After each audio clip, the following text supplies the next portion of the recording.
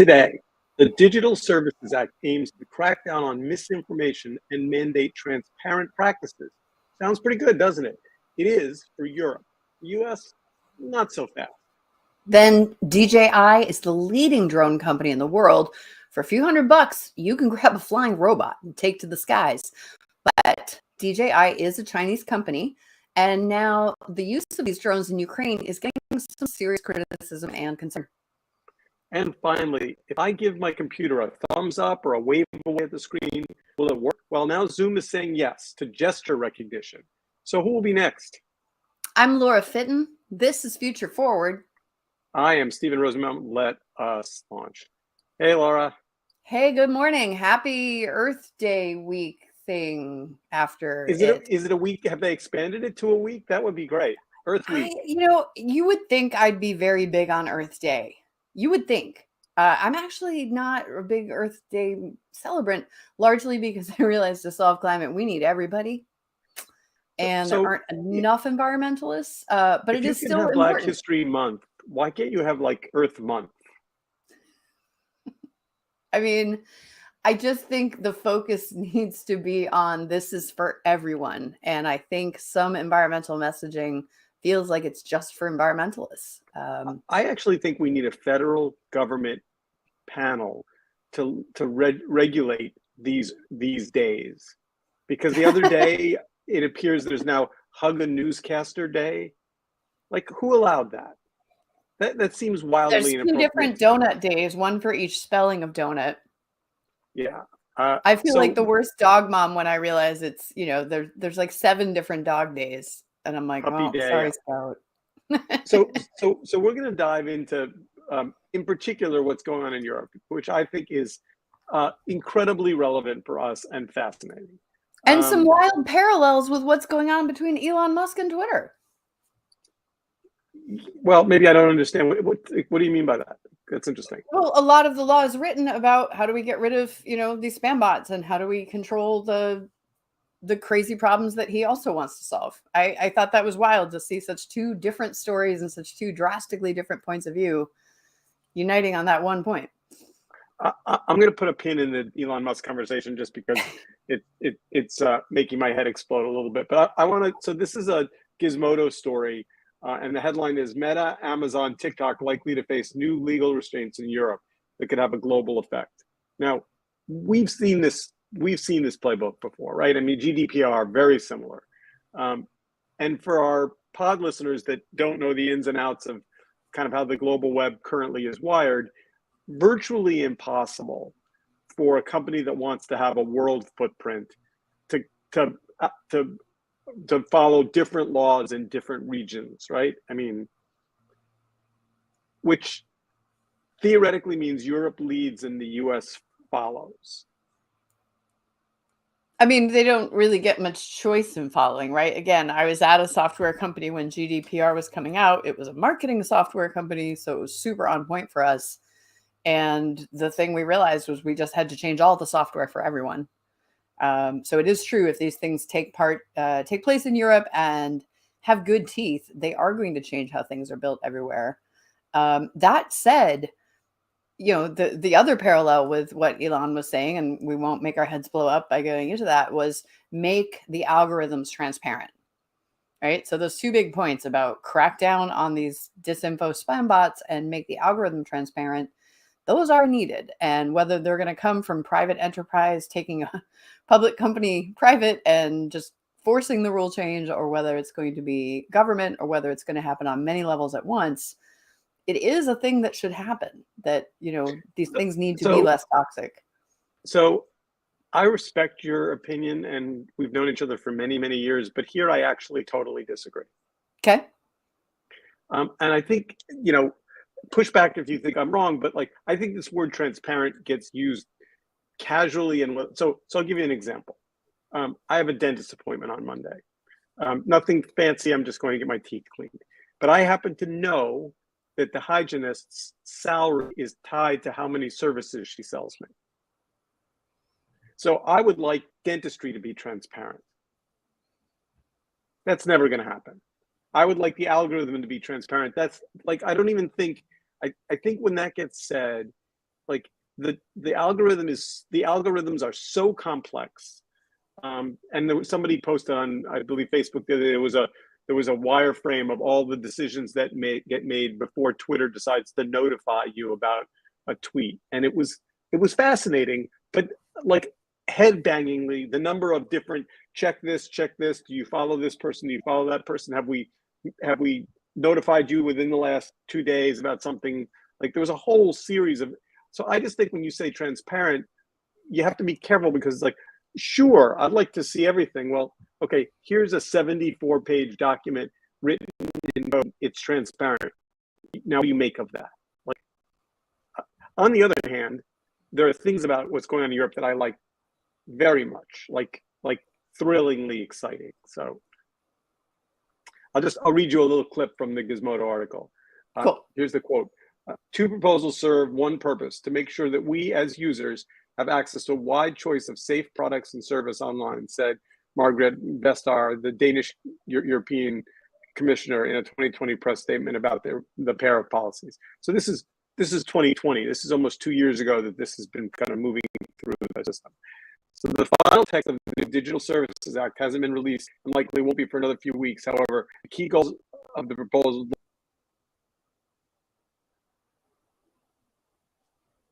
Now, having said that, the New York Times is a great big piece on Europe approves new tech laws as the U.S. falls further behind. And I think that's an important point. Not just that we're seeing technology grow in Europe, but as the U.S. is becoming a follower, not a leader in technology, which I think is, there should be, this is the Cecilia Kang article, who's a great reporter. And I think if I were in the Valley, this article would worry me. What about the article would be worrisome? The questions she's asking, or just the fact that regulation? I mean, I would think in the Valley, they like that the US is slow to regulate. So unpack that a little more. I think the federal government, previously under Trump and now to some extent similarly under Biden for various other reasons, is so dysfunctional, particularly Congress, that what's looming over the U.S. web is Section 230, right? And everyone who seems to know anything acknowledges that the likelihood of any change in any direction is virtually zero. It would be like you and I deciding on a color to paint the living room in the house we share. Only, you like psychedelic colors and I like mellow, cool, green, wispy, there's no middle ground there. I'd like the living room to be pink. I'd like it to be mint. Like, we could compromise on purple. There's no way that these two sides come to a middle ground. And I think what Kang is reporting in the Times is essentially that the U.S. is going to find itself managed by, or depending on how you look at it, victimized by Europe's very different view of web privacy and web security and bot access, bot action. I think it's good for users. I just don't know if it's good for the tech industry. Yeah, I mean, it's going to come down to what we used to call on the schooner. I'm an old schooner bum sailing, the tonnage right of way, right? When you're trying to figure out which boat goes which way, when you're intersecting in any way on the water, there's 3 sets of rules. They mesh together in certain ways, but the big picture is usually, the biggest fish is going to move the boat. I think what's going to happen is what happened with GDPR. If these laws pass and they are big enough with enough teeth to make the company have to turn the ship, then the company's going to turn the ship. And US getting ahead of that with our own regulations isn't really, we may be the bigger ship, but I don't know that that would preclude anything happening in Europe. So the things that happen in Europe, if they have enough teeth, the companies are going to obey them, and that's going to be the internet we get. And if they don't, they don't. I mean, there's certainly been European privacy law that tech companies have just chosen to ignore and paid the fines. So I think it's going to come down to the net impact on their businesses. Is it net good? Is it net bad? I don't know. I'm glad that there is a functioning policy organization somewhere that's at least trying to do something. Yeah, let me read you another quote from the Times article. Quote, inertia is too kind a word to describe what's happening in the United States. There's been a lack of will, lack of courage, and lack of understanding of the problem and the technology, said Jeffrey Chester, the executive director of the Center for Digital Democracy, a public interest group. And consumers are left with no protections here and lots of confusion. Ouch. Yeah. Go Jeffrey. It's Um, yeah, I know it's sexy to wave your hands and go, this will stifle innovation. But there's been so much innovation and so much damage done that yeah, I'm not anti-innovation, but I do see a need to make things less overtly harmful. So I guess my question is, and I don't know the answer to this, maybe one of our listeners does. My question is, among other things, is the European Union's complexity and the number of different voices in the room more effective at managing and shaping the internet than the Democrat versus Republican, mud pie throwing contest that appears to now be US politics? I mean, it has been, let me reframe that. I would say US politics, because it's bicameral, not bicameral, because it's two-party, has been more subject to external manipulation that seeks to sow chaos and infighting. And we've been kind of effectively wound down in terms of our effectiveness, whether that all came from inside the US and conservatives just decided chaos is a good policy, let's shut things down, or whether there is possibly a very wealthy external actor helping fuel some of that shutdown. When you have a system as complex as the EU, it's a little bit harder to shut it down because there's so many different parties instead of just us versus them. I don't know. I think we've kind of been played. And I think a lot of political, functionality has disappeared from our government over the last 10, 12 years because of that. All right. So let's end this chapter 1 of the pod, with my kind of, voice of God proclamation here. I think this is good news. I guess if the US has to be dragged kicking and screaming into fighting misinformation, I'm okay with that. And you said something interesting, which I had never thought of, which is, can they really just, is there a meeting? You've been in the companies, I haven't. Is there a meeting where they say, what's the financial impact and can we take the hit? Is that really a discussion?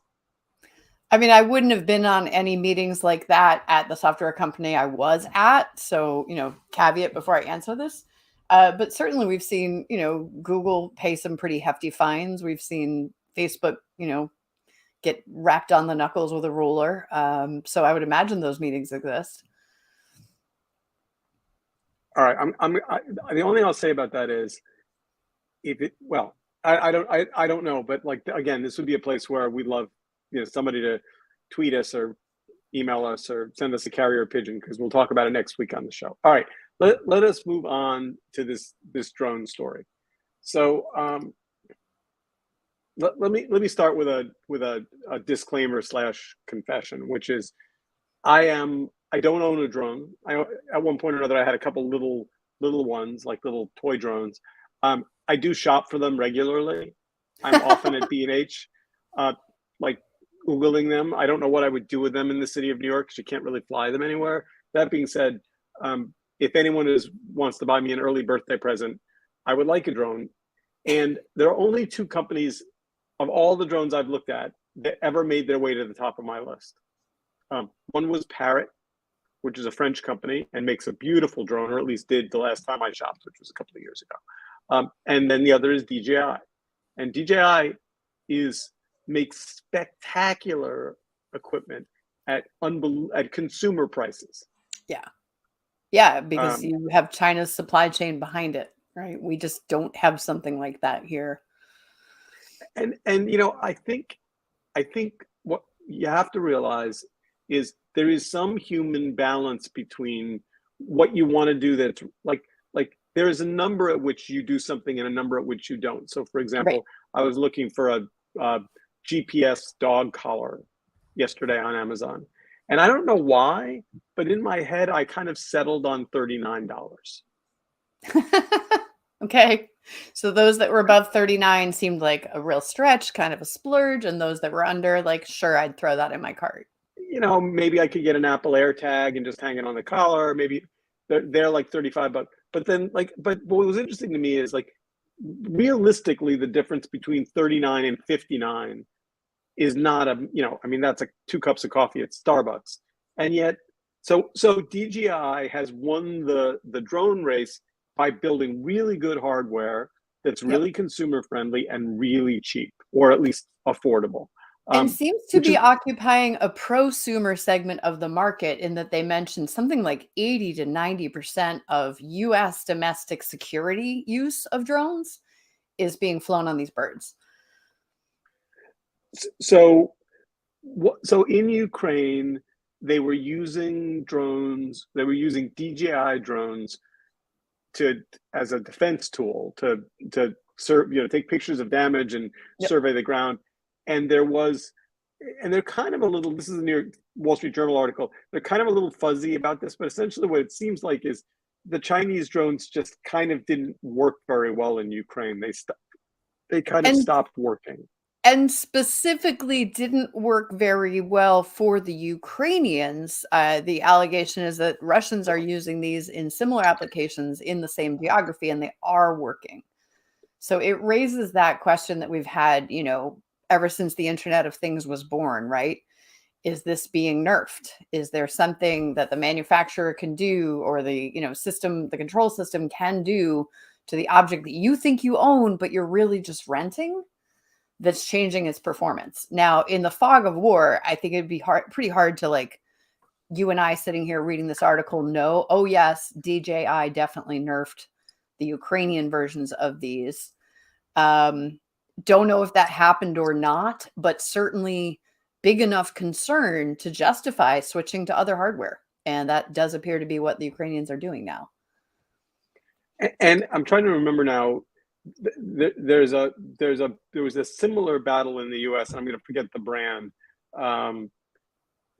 with Chinese coming in underpricing phone technology in the U.S. Huge company. This Right, literally. right. Yeah, I can't Um, remember the name either, but I know what you're talking about. um, but the fear was similar, right? It was, what happens when our infrastructure is owned by, I mean, I don't know, what would you call China now? Is it a frenemy? No, that seems too fuzzy.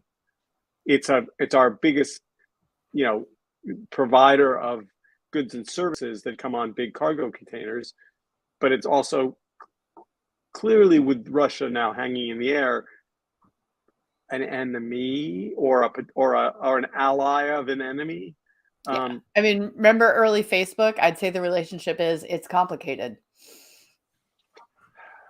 yeah, I think the drone story is a really good canary in a coal mine warning about. I mean, you know, just by way of example, we don't think of our iPhones as Chinese technology, do we? No, no, I was just going to say the same thing. Like, certainly Apple must have controls in place to make sure nothing gets snuck in to our iPhones, but they are being built in the same place and being shipped out to us. And we just have to hope they're good. And that number I threw out a few minutes ago about, these drones are so good that realistically, if you're in the US and you're purchasing a drone for a security, kind of a business use, a prosumer segment, not just for fun and, shooting the ocean or something like that, you're picking these drones and you're therefore going to be subject in your security operations to whatever, and I don't know much about drone technology, so I'm not going to dive into what DJI could or couldn't be doing with Um, these devices if they were nefarious.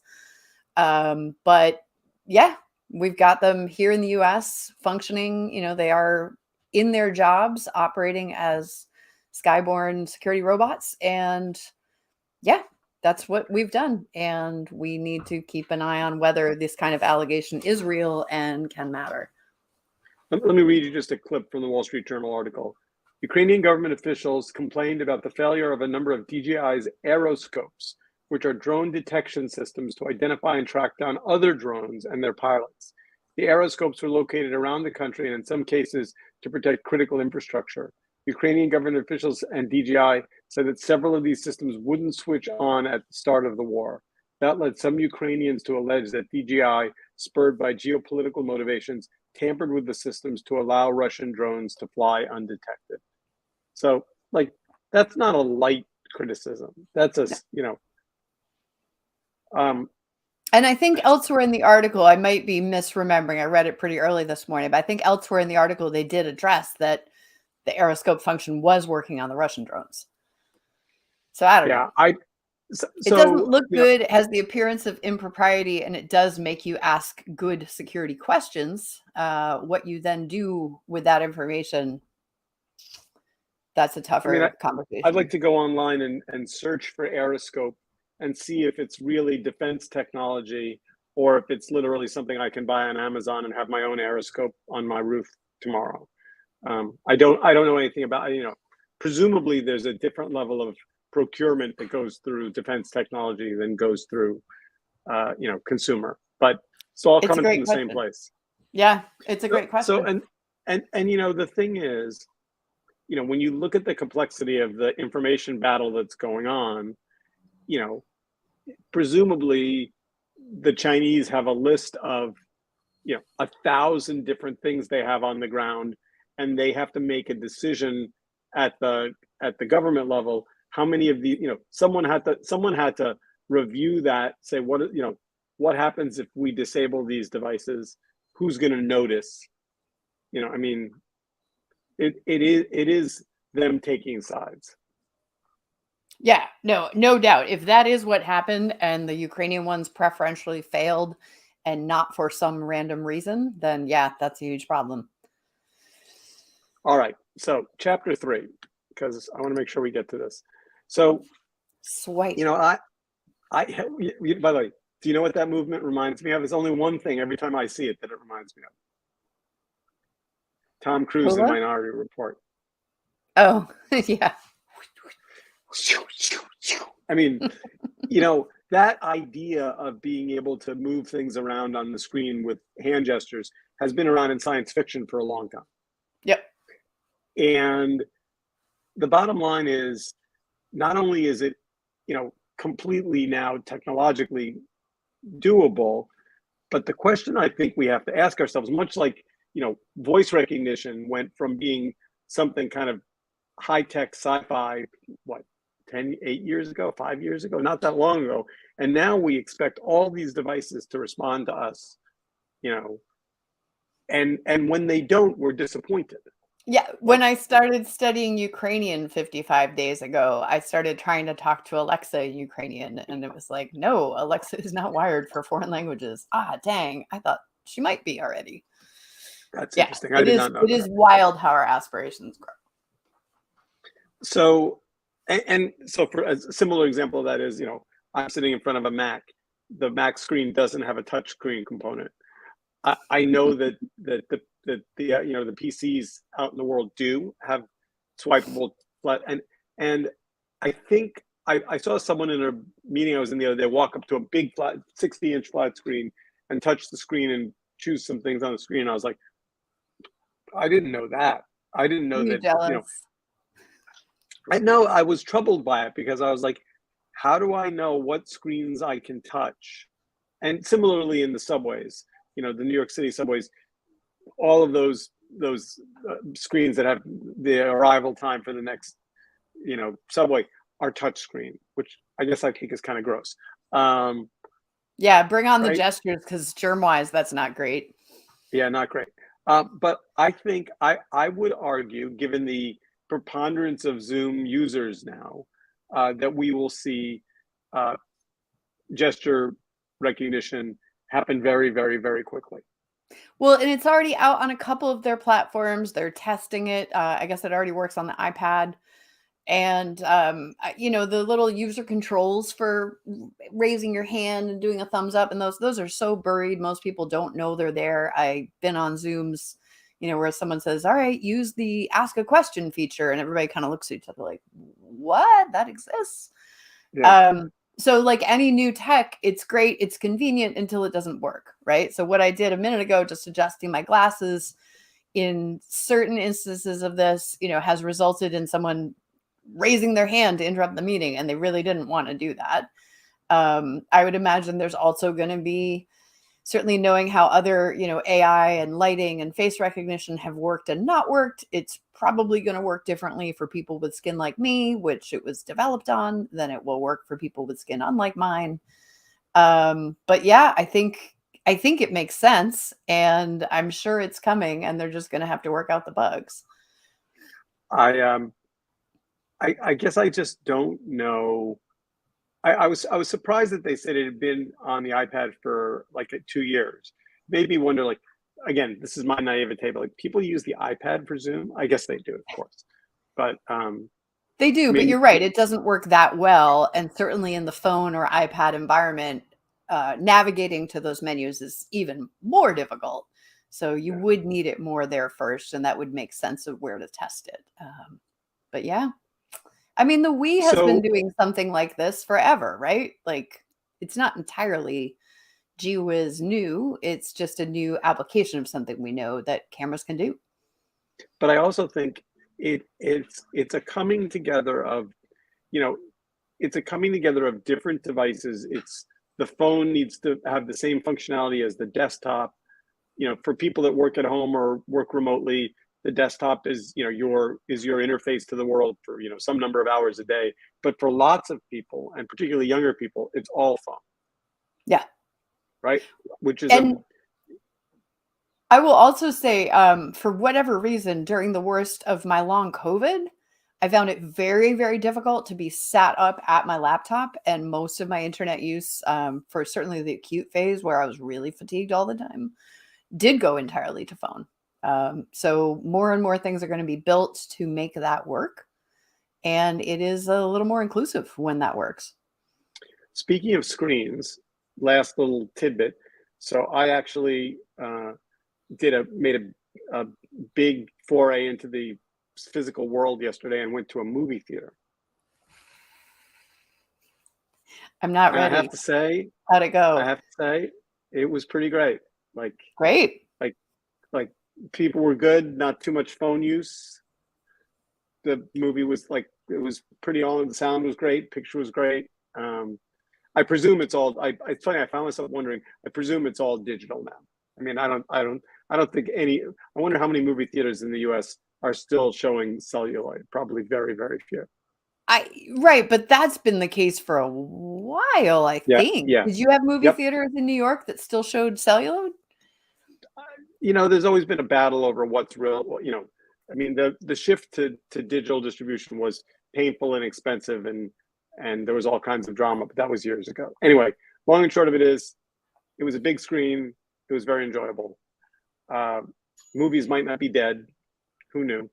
They're not dead. I mean, it's a beautiful experience. I just, I don't think we have worked out the safety issues on some of these beautiful in-person experiences. It's a longer conversation. I brought a mask. I wore a mask, then I took it off, and I put it back on. All right, we are out of time. Have an excellent week. See you next week. You too. Take care.